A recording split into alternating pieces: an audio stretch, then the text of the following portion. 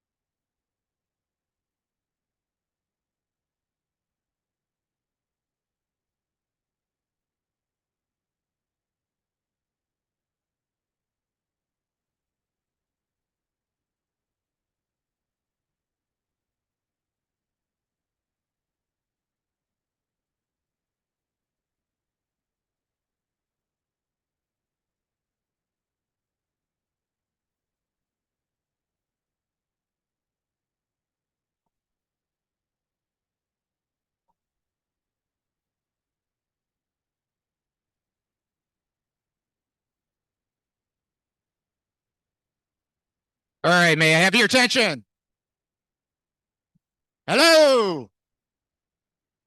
If you're going to want to hear anything, please dial it down a little bit. All right. Good evening. All right. I'm Martin Sandoval. I'm the club's rear commodore.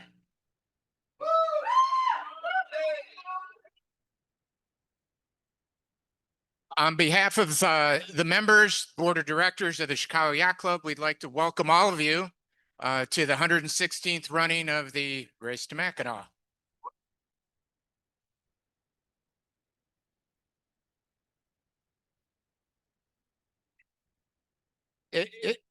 We all know that all the fun we have requires a lot of support. So we'd like to recognize our sponsors, Wintrust, our presenting sponsor.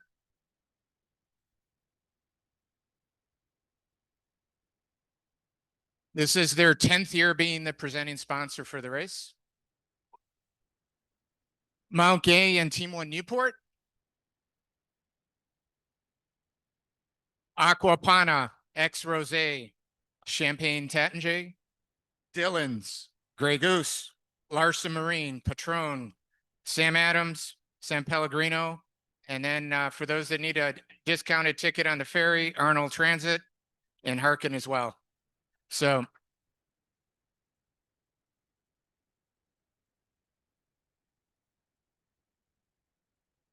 all the fun we have doesn't happen without a lot of effort. Win Saldani, Kevin Foote have led the MAC committee for the past year as they've organized this event, done all the planning, the race committee, and all the volunteers that you'll see at docking, check-in, etc. They're the ones that make it happen. Let's give them a round of applause.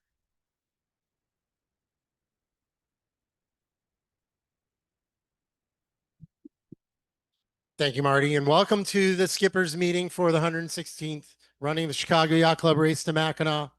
Woo! The afternoon meeting always has this certain vibe to it. I don't know. It might be the Mount Gay. I'm not sure. We're actually going to begin by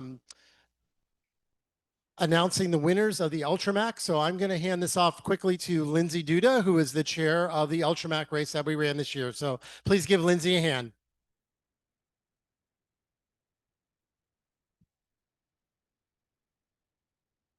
Hi, everyone. So the Ultramac is an event that happens once every 25 years. So I would love, and we had 11 boats that participated, starting in Port Huron, sailing 548 miles and finishing in Chicago. So I would first and foremost like to applaud everyone who participated in that race.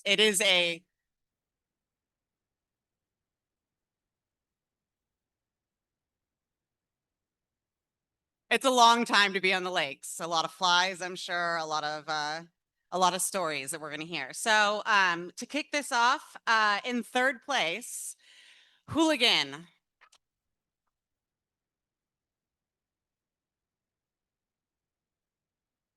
Trey Sheehan. He may not be here. All right, in second place, we have some Canadians on Huzzah.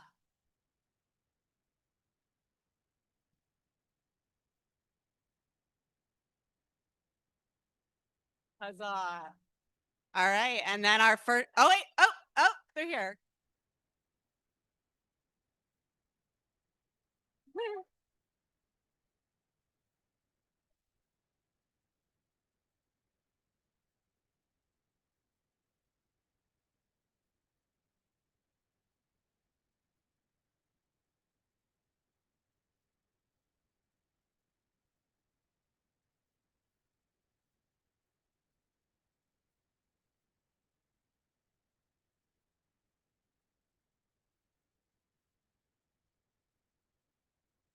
All right, and in first place, Elbow Room.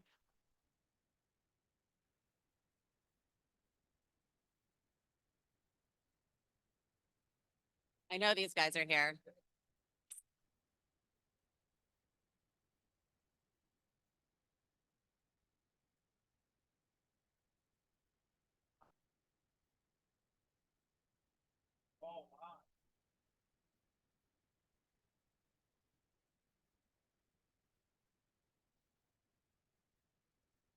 All right, thank you. No, I'm done. Good job, Lindsay. Thank you for everything.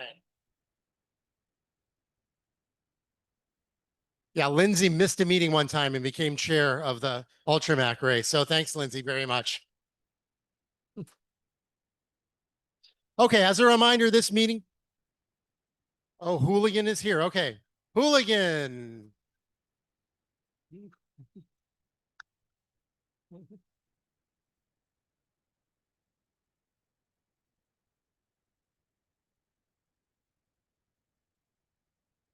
Okay, as a reminder, this meeting is a courtesy. The person in charge is responsible for reading and understanding the NORSI racing rules of sailing, all of the rules of the race. We remind you of two rules in particular. Fair sailing, a boat and her owner shall compete in compliance with recognized principles of sportsmanship and fair play.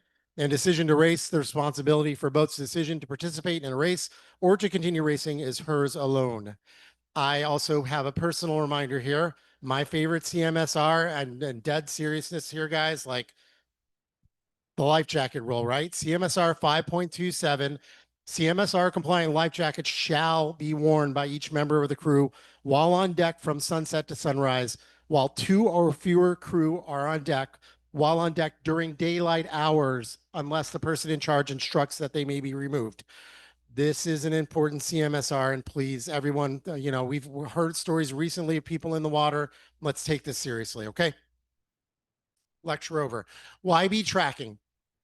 YB Tracking has handed out the transponders to everybody. They report that there are 11 boats that allegedly had their transponders turned on but are not transmitting right now. Please check your the YB app to see if you can find your boat. If you can't find your boat and you believe that you've installed it correctly, contact them at support@yb.com. We are guests on Mackinac Island in Michigan. I need to remind everyone of the rules, right? Good behavior. Listen to the police. I get to go visit the chief of police on Tuesday morning. I want it to be a good meeting when I visit the chief of police. One thing that I need to emphasize in the harbors is that there is no fuel cans on the docks, and you know who you are. It's the same people every year. I swear, God. It says there are no fuel cans on the docks. There are no empty fuel cans on the docks. There are no full fuel cans on the docks. There are no fuel cans on the docks. Please do not do this. You will get a nasty letter, or if you're a repeat offender, you will not be invited back to the race, and I mean that. All right, now to the lighter stuff. We've developed a scratchbook app. Hopefully you've seen the QR codes. If not, I'm going to show them in a second. It's distinct from something the race committee is going to describe in a second, which is the Nautical Cloud Competitor app. It has all the functions of the old paper scratchbooks. You can use it to swat flies. I would not recommend doing it. It will allow you, for instance, to enter your boat as a favorite boat, and then allow you to see what you give or what you take in terms of time from other boats, depending on what you estimate your elapsed time to be. You can sync this before you leave the dock. There's a little refresh button in the top right corner. It will work offline with the latest TCFs, which we'll talk about in a little while. There is a quick start guide to it on the official notice board. This thing is pretty slick. I really want everyone to download it. There are QR codes around the club. I'm going to put these QR codes up for 1 second. Let everyone get their phones out, and keep your phones out because there's more QR codes coming in a moment. Again, if you can't get them here, they're around the club. There's one by the dining room, I know.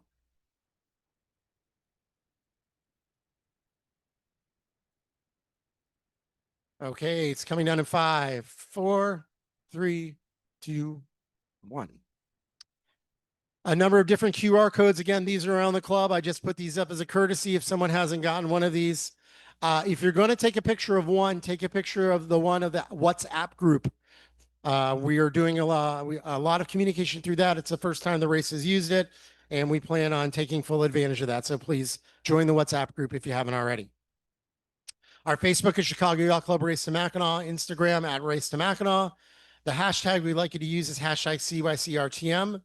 And please post during the race. A lot of us have Starlink now. If you have it, post during the race. We're really going to be trying to, show a lot of social media here. And we'll actually be sending out a folder afterwards for you to put the content into. Fireworks. For the 150th anniversary of the club, we partnered with the Storm Trisol Foundation. They're kicking off a fundraiser for boating education and safety education in the Great Lakes. And we will be having fireworks at 9:45 p.m. Tuesday over the harbor. It is important for me to emphasize that taxi and carriage service will be disrupted. Turns out horses don't like fireworks. So literally they've got to put all the horses away and take all the horses back up. We expect about 8:45 the disruptions are going to begin. They're going to continue till after the fireworks.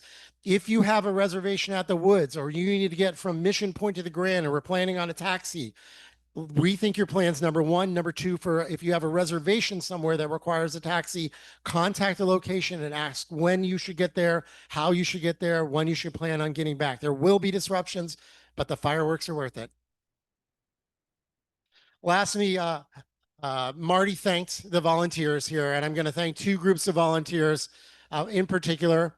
On the top left, we've got a picture of the Race to Mackinac committee. This is the committee that organizes the race.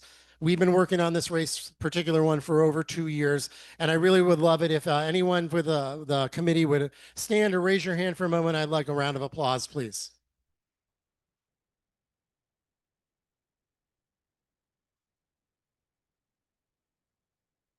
Ivy. Ivy's right here in the front row, and she didn't stand up. I don't know why. All right, she raised her hands. On the bottom right is the race committee with PRO Life Sigmund. And the race committee, we love our race committee. It's about 50 people are going to be getting you off the line, around the Skyline Sprint Mark, and to the island. So a big round of applause. Please stand and raise your hand, race committee members.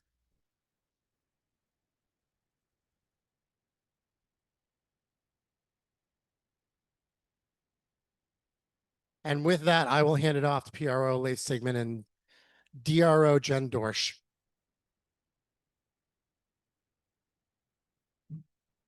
All right, well, welcome. I can't tell you what a thrill and honor it is to be the PRO of this year's race.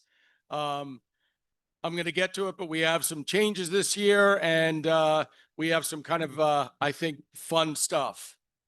First of all, the parade of boats and the check-in, it's the same as last year. It's very important that you check in at the end of Navy Pier before you proceed to the start area.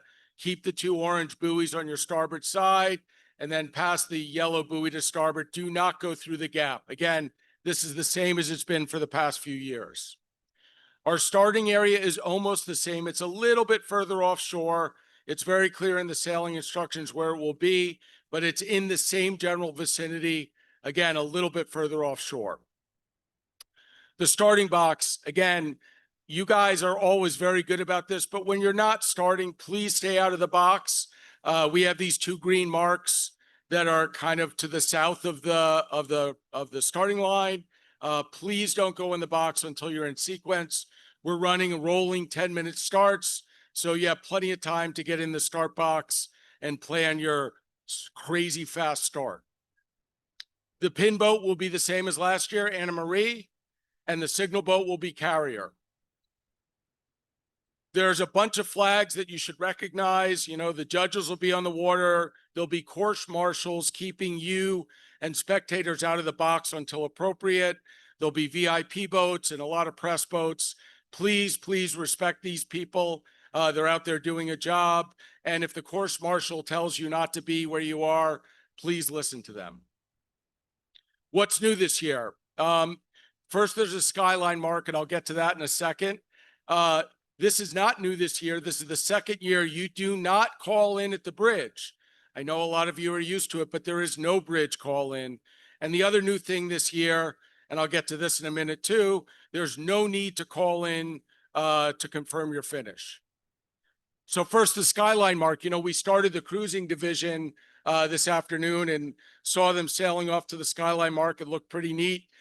Remember, this is off Montrose Point. Your sailing instructions have the approximate latitude and longitude. You take that mark to starboard before you sail off to Mackinac Island. Now, we do have the ability to call off this mark. If you see us flying a G flag, a Gulf flag, then this mark is not to be used. I will tell you that it would be a very rare circumstance for me to call off this mark. It would have to be something like a really hard beat up wind. So expect to go around this mark, but do look for the G flag. And if we fly the G flag, we will try to make courtesy announcements. And then again, this year, no need to call in for the finish. We still will have race committee on the radio. They may contact you. They may acknowledge your finish, but there is no need to call in and have your finish acknowledged. This is a change from recent years.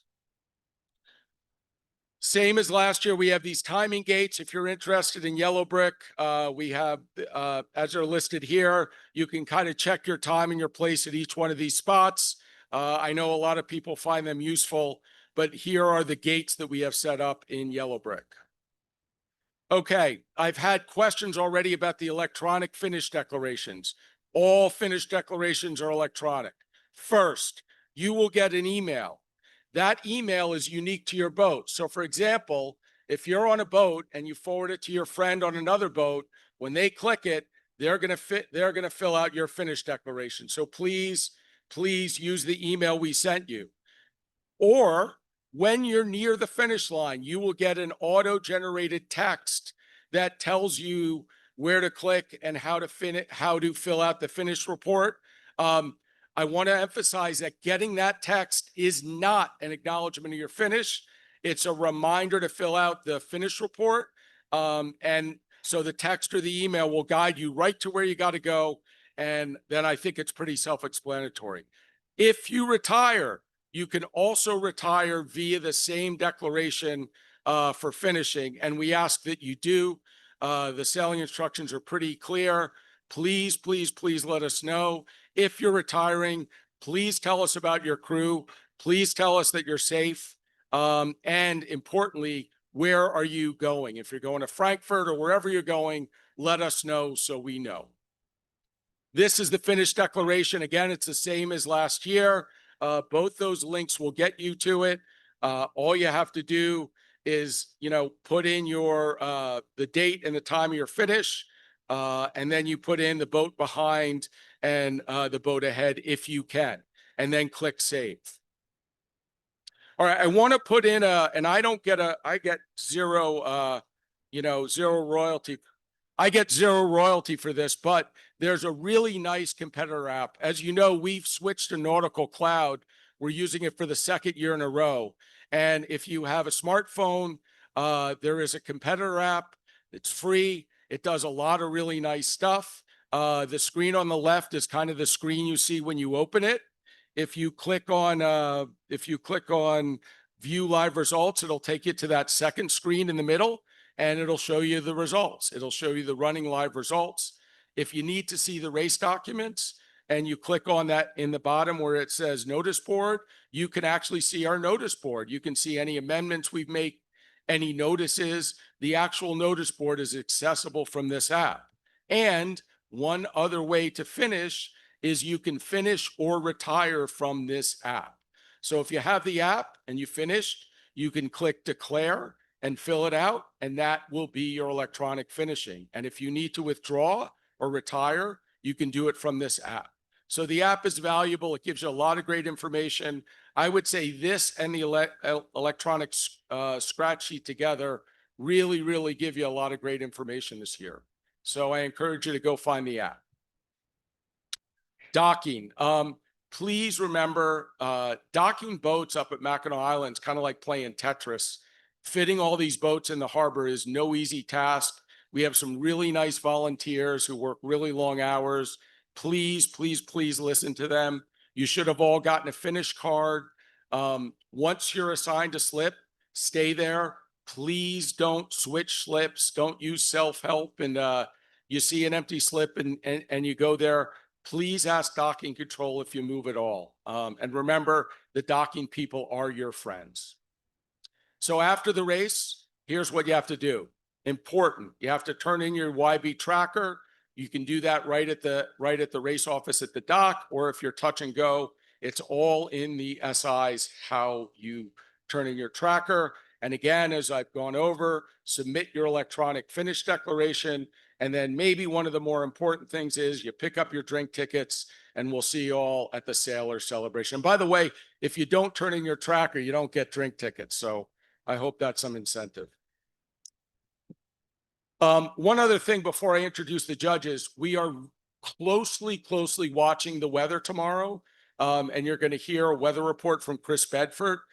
If we see a strong chance of thunderstorms in the middle of the day when we're supposed to be starting boats, there is a chance that we would AP on shore. And the sailing instructions say that if we AP on shore, if we postpone on shore, we can't start a race or put up a warning for 90 minutes. I plan to be very communicative and let you know what we're trying to do. Any announcement, if I'm thinking of postponing, I will do my best to make it by 8 a.m. on WhatsApp, on the notice board, and frankly, anything else I can think of. I think it's looking better than I was thinking in the middle of the day. But if there's thunder and lightning, there is a decent chance that we would postpone, and we would send you out when we thought the weather window was appropriate. But again, please monitor the notice board, monitor your WhatsApp. If you're not on the WhatsApp group, please join. And we will let you know if we're thinking of doing something early in the morning. We'll do our best. And with that, I'd like to introduce our judges. We have Lance Smotherman as the chief judge. I don't know if Lance is here somewhere. Oh, I don't know. There he is in the back. We have John Porter. Both Lance and John are returning. We have Jeff Borland, and Trish Smotherman will be the jury secretary.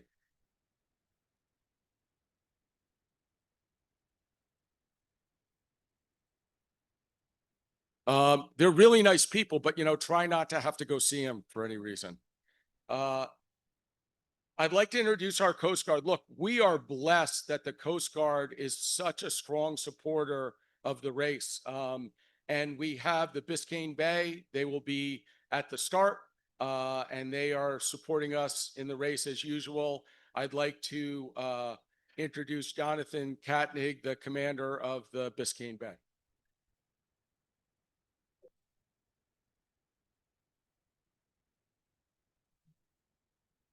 Good evening, everybody. Thanks for the warm welcome, and thanks for having us back. It's a good excuse for the crew to get to have some liberty in Chicago. As we said, I'm the XO of the Biscayne Bay, representing here to talk about some safety. We're just gonna be monitoring channel 16 just like we would normally. Should you need anything from us, we're gonna do our best to stay, within an arm's reach of where the main body of the fleet is, but we're limited by how spread out things get. And then if you need to, the red emergency button is there should you need it. Like I said, we're standing by for help, and we'll be closely monitoring the race and cheering you all on. And in case you weren't familiar, that's what the Biscayne Bay looks like. And then I also have a gift from the crew for the Chicago Yacht Club. We have all signed Coast Guard ensign here to present.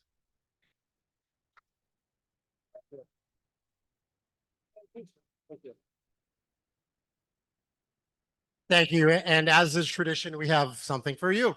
Hella. A lot bigger than mine.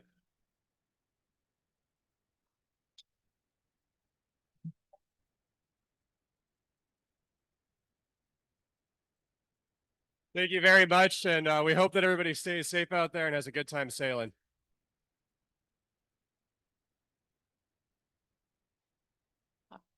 Last year, I was made aware that we have a member of the U.S. Coast Guard Auxiliary who actually has been maintaining the safety around our line for 35 years now. So we wanted to recognize that and give a little gift to Rudy Lyles. Come on up, Rudy.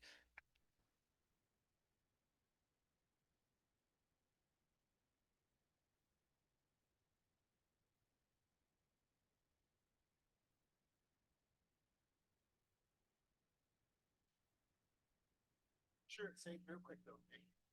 All right. Mr. Dunn, I want to thank you and especially Michael Davies for this, for acknowledging my 35 years of participating in the back race. I hope to do it for another 35, but God willing, we'll see what's what. So to all of you guys are winners. Have a safe voyage down there and good luck.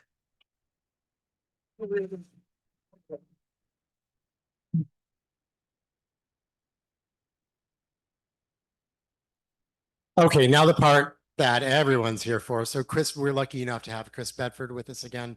Chris, I can't say enough about him as a meteorologist, and I can't say enough about him as a friend. So without further ado, Chris Bedford.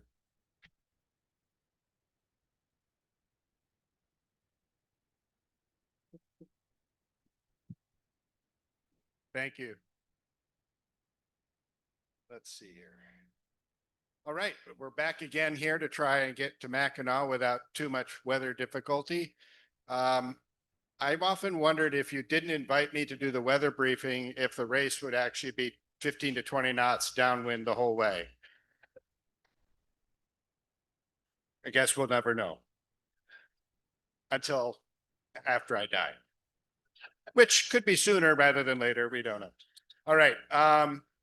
With my standard disclaimer here and reminder, I'm giving this briefing on Friday. We're starting this race tomorrow, 18 hours or so from now.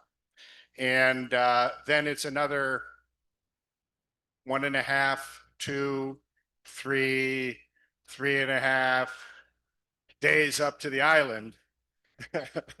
So, the weather will change. So you need to stay on top of it. And all of you know this, just keep updating your forecast. Make sure you're up to date on all the warnings and advisories that the National Weather Service is posting. The weather will change. What I say today for Sunday may not happen, probably won't happen exactly as I expect, but just make sure that you're doing that so that if anything goes awry, you're aware of it. We're all using the different kinds of weather apps now. Weather apps are great. Obviously, it's a great way to look at complicated information, but just make sure you understand what you are looking at. Weather apps don't always tell the whole story. And in particular here on the lake, and certainly this year, just like just about every other year, we're going to have to be dealing with thunderstorms. And radar requires interpretation. What you see is not always what you get. One of the things that people don't realize is that when you're out in the middle of the lake here, the radar beam is actually about 5,000 feet above you. So it's not seeing what's happening down low where you are. It's seeing what's happening 5,000 feet above you. Gust fronts that protrude out from thunderstorms may only be 1,000 feet deep. So once they get far away from the radar is shooting over the top of it and it won't see it. So be careful using your weather app. Also, remember that the weather app is not updated necessarily exactly in real time. It takes time for the radar to do the scan. It takes time for the data to get processed. It takes time for the data to get to your device. So what you see is weather that's already happened. So keep that in mind. Grid files are great. We all talk about what's the grid file say, what's the wind direction going to be in the grid file, et cetera, et cetera. Keep in mind that grid files are not forecasts. They are guidance. They are giving us a guide as to what might happen or how the weather may evolve. It's sort of like a abstract of what we think the weather is going to look like. It's not the exact forecast. All right. So with that, let's talk about the forecast. First of all, we need to remind ourselves that there's severe weather around, and tomorrow we may have some severe weather. So right now we are in an area of what's called slight risk for severe thunderstorms tomorrow. And that means that we could have thunderstorms coming through with wind gusts in excess of 35 knots, heavy rain that reduces visibility, lightning, hail, locusts, frogs. So just be aware of that. And it's another reason that you should be monitoring the weather app and the official forecasts and advisories. That situation continues through tomorrow evening. And then I think we clear things up after that, after we get a change with winds coming down from the north, as we'll see.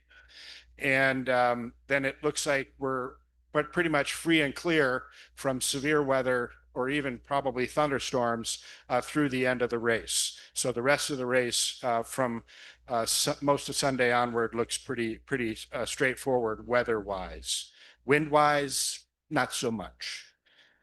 All right, here's the surface analysis right now. High pressure sitting over southern Lake Huron. And so very light winds around the lake. Actually, what happens when you have a situation like this is that high actually breaks up into little highs that sit over the center of each of the lakes. And so we had one right out here, or have one right out here right now. There's a little high pressure area. And that's where the lake breeze is getting generated, is from that high. And so that's what the cruising division left today, in a nice sort of 6-knot easterly lake breeze emanating out of that high pressure. Forecast is for that high to move away, and our attention is drawn to the L that's over on the left-hand side of the chart, sitting in South Dakota. And that will be the feature that is expected to cross the lake tomorrow. So with that high pressure sitting over the lake, this morning we had clouds over the lake, but as soon as the land started to heat up, the lake air was cold enough, it started to sink and cleared out those clouds. Clear skies more or less over the lake, some thermal cumulus over the land, a very typical lake breeze image. If you look out to the west, though, you can see a more extensive cloud deck, and that's associated with that incoming weather system. The radar at the moment is not an issue, but this is the type of day or type of race where you should be watching the radar, not only where you're sailing, but also out to the west, because stuff will start to develop there tonight, tomorrow morning, out to the west, and then progress toward the lake. And it's a good way to get a history on what's happening as that stuff comes to the lake. Keeping in mind that it will change still, even as it gets closer to you. So just you want to keep monitoring that continuously. Wave heights, they were elevated because we had a nice northerly here yesterday with a long fetch, but they're coming down now.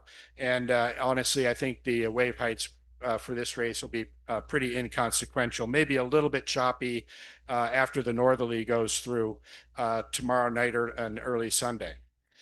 Lake temperatures in the southern part of the lake, we're sitting in the mid 70s, the middle part of the lake around 70, and the upper part were the upper 60s. That temperature, that lake temperature in the upper portion of Lake Michigan is important because it does look like we're going to get a lake breeze up basically sort of north of Point Betsy on Sunday. So the fact that the temperature is still in the upper 60s is good because we just need a little bit of heat on the land to get that thermal going. So let's hope that happens. Otherwise, you're going to be spending a lot of time staring at the manitous. All right, here's the surface weather map for tomorrow. There's an inconsequential high sort of sitting up over Lake Superior, again, sort of settled over the cooler water up there. The main highs moved off to the east out of this picture. What we're looking at is that low pressure, the one that's over South Dakota now, moving to the Minnesota-Wisconsin border, and then a warm front that is extending up basically to the, let me draw on this chart here, that would be clever. This warm front here, that is, if I can, there we go. It's going to be moving up toward the northwest to northeast like so. So basically this is, this weather system here is going to be generating some cells from this evening. And it looks like those will be moving across the lake or around the lake at some point. And I'll show you some of that in a second. Now, to do this. And hopefully this will change.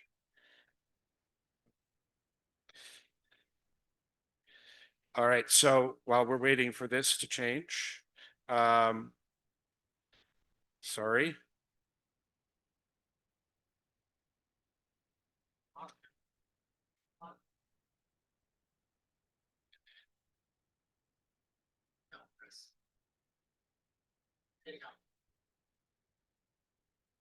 Got it.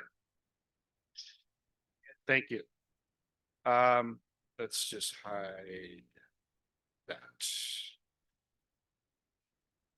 Okay, so this here is the is a radar forecast, and this is from the rapid refresh model, and so it will, I hope, yeah, there we go. Whoops. Sorry, folks. There we go. So you can see cells. This starts about tomorrow afternoon. Yeah, tomorrow morning, late tomorrow morning. And you can see cells up over northern Wisconsin, moving across the northern part of the lake. And then there's another series of cells that moves down south of Chicago into central Illinois.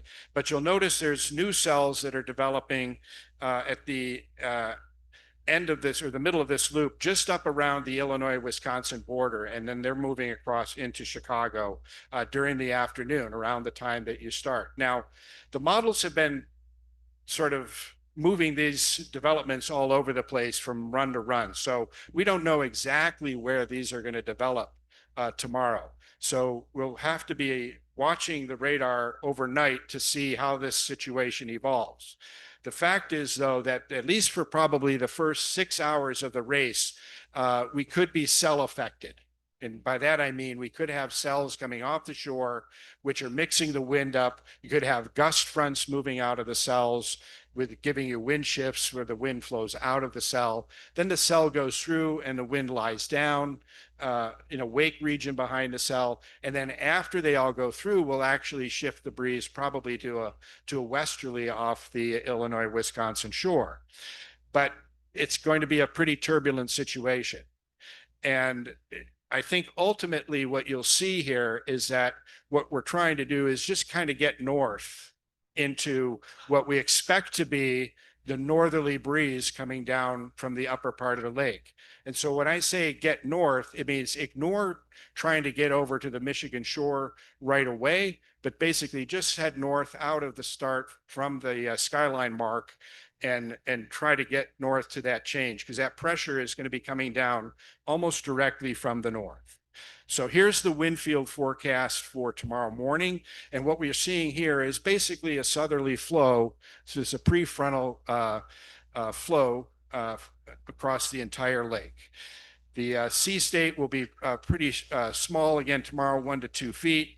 And then by midday, around the time of the start, this is why we are expecting the possibility of some action, because that low is going to be sitting over eastern Wisconsin. So a little moved east from Minnesota to eastern Wisconsin, just north of us. The warm front will have moved up to the north, and the cold front will be incoming from the west behind that system. So this is sort of, we're in the warm sector, which is kind of the juicy active part of the weather system. Here's one model forecast, one take on what would be happening tomorrow. In the absence of cells, if we don't have cells, this is what the start will look like. We will have a lake breeze going, but also a southerly gradient or southwesterly gradient. So if you look on the Wisconsin, Illinois side, you'll see that southwest wind. But then you look at the lake side and the wind is back left in from the south-southeast because the thermal is pulling it in. So we'll have that convergence along the shoreline. If we have cells coming through, then this will look like a very different picture. But for the most part, without the cells, this is sort of the gradient wind picture that we can anticipate. By tomorrow evening, the low will have moved to about the Michigan thumb, and you can see the warm front extending out to the east, and the cold front now will have moved through Chicago. All that means with the cold front through Chicago is most of the weather activity should be just about off the lake by this time, at least the heavy stuff. There may be some lingering showers. If you look up to the north, just about halfway down the lake, you'll see a brown dotted line. That's a trough of low pressure. That's actually where the northerly wind is. So on the other side of that line, there's a shift that goes to the north and northeast, and the wind increases to at least 10 to 15. It may be closer to 15 for a little while right behind that.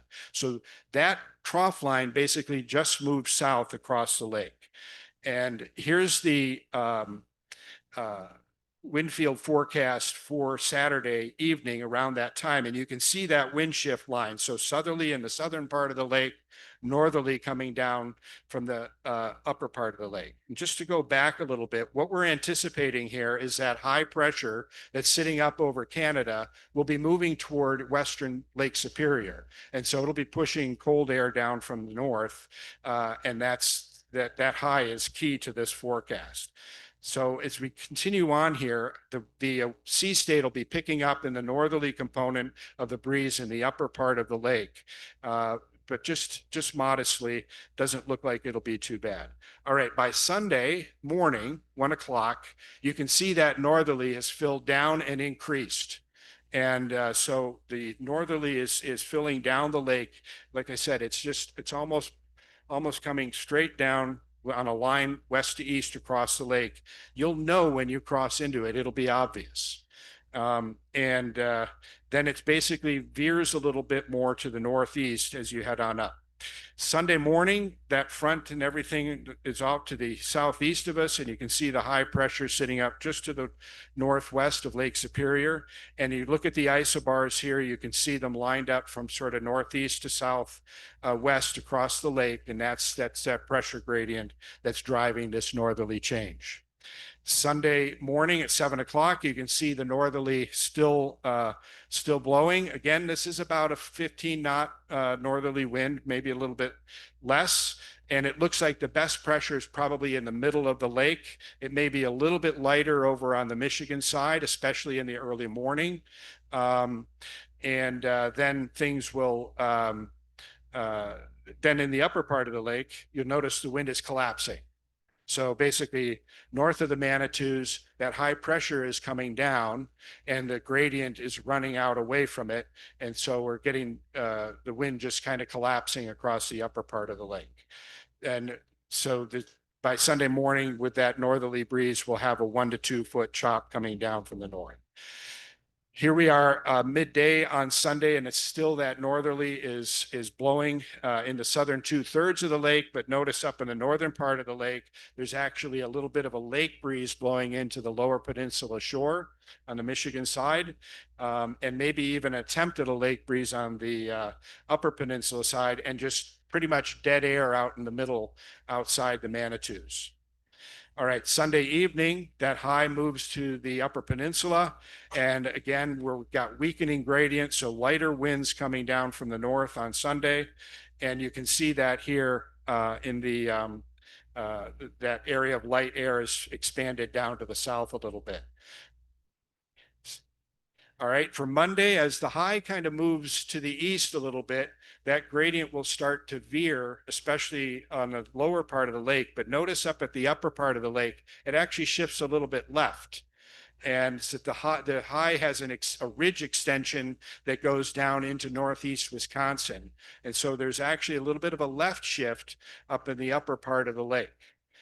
On Monday, the high moves out to the east, and we have a new weather system developing over the plains and some weather starting to come in from the southwest. But I think you'll probably be well north, and that high is going to kind of protect us for all day on Sunday.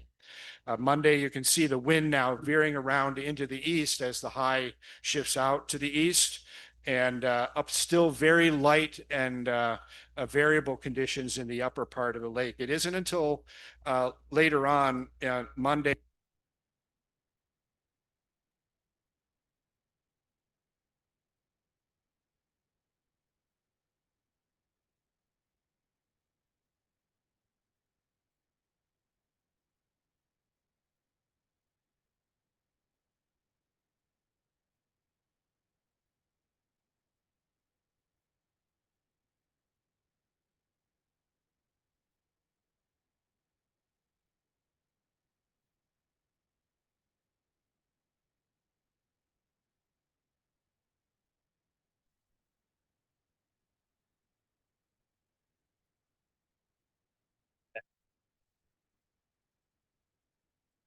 I've often been told that I'm long-winded. So long-winded that batteries can't keep up with me. And so here we are on Monday, still very light gradient, but the upper part of the lake going into a lake breeze. So again, the best place to be for pressure is going to be closer to shore if you can get there in the upper part of the lake during the afternoon on Monday. And then on Tuesday, for those of you still out there, then the high moves out to the east, and now we'll have some cloud coming in and a chance of showers on Tuesday. All right, so this is the routing analysis. And again, what I did is I have three different boats here. Fast is green, sort of medium speed is yellow, and slow is red. And again, what you can see is out of the start is all the boats are basically heading up to the north to try to meet that shift. And then they meet that shift in different spots, of course, depending on their pace out from the start. And then you can see them all just sailing north in that northeasterly breeze. So favoring a starboard tack just to get north on the lake in that sort of 15-knot northeast breeze. And then most of the routing tends to head into the shore there around Point Betsy. The faster boat actually gets to that shift later, earlier, but further to the north. And so they're set up a little bit further offshore Michigan, but the slower boats need to get into the shore because that's where the lake breeze is going to be once they get up there. So this gives you a general idea of how things are expected to unfold. And with that, I will wish you a good luck. Be safe. And as I always tell my clients, you're more than welcome to use my name in any way you see fit once you're underway. I'm paid to be blamed, but that's the key. You can do that as long as the check clears. All right. Bye.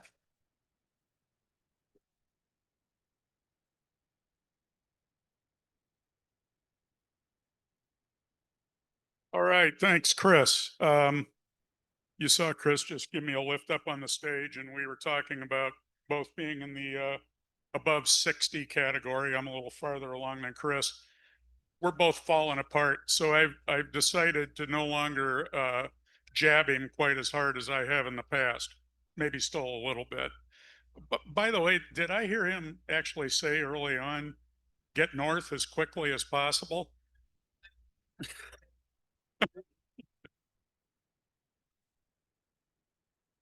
We, we've got a little different spin this year. Hopefully you've been seeing the announcements and reading the updates and seeing it in the NOR. And that is in addition to the possibility of our three uh, precast Chicago specific wind mixes, we have the possibility of weather routing scoring. And so I can tell you that today it is our intention to do weather routing scoring, and which means in the morning we will be reviewing time correction factors based on the latest forecast. We get that file dump at about 5 a.m.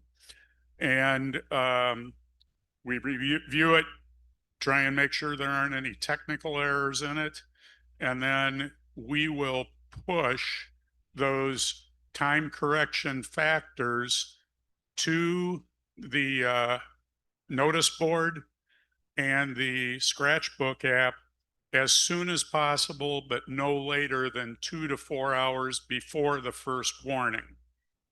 Now, we got a curveball. The PRO announced that we may have a postponement. And so we are queued up and running 2 sets of TCFs internally, just so you're aware. And the second set will reflect the delay in the starting times in the event of a postponement. So make sure you're looking for the announcements. If you see an announcement for a postponement, and we've already posted those TCFs, we will repost another set. If we run into a major technical issue, have a problem in the data, our fallback will be Chicago Mac, mostly upwind. We don't anticipate that. I can tell you we have done, I've lost track of the amount of testing, and truly we're fortunate to have Chris Bedford, who is literally the best in the world, helping us to rationalize, verify, and test the data and develop a really good understanding of what this scoring system is and how it works. Really appreciate all of his help. Have I done it? I said the official notice board. Last thing, how many newbies are in the room? First time Macs. Okay. Outstanding. Did Chris scare the crap out of you? Good. That's it. That concludes our meeting. Thank you. Thank you, everyone. Have a great ride up to the island. We'll see you up there.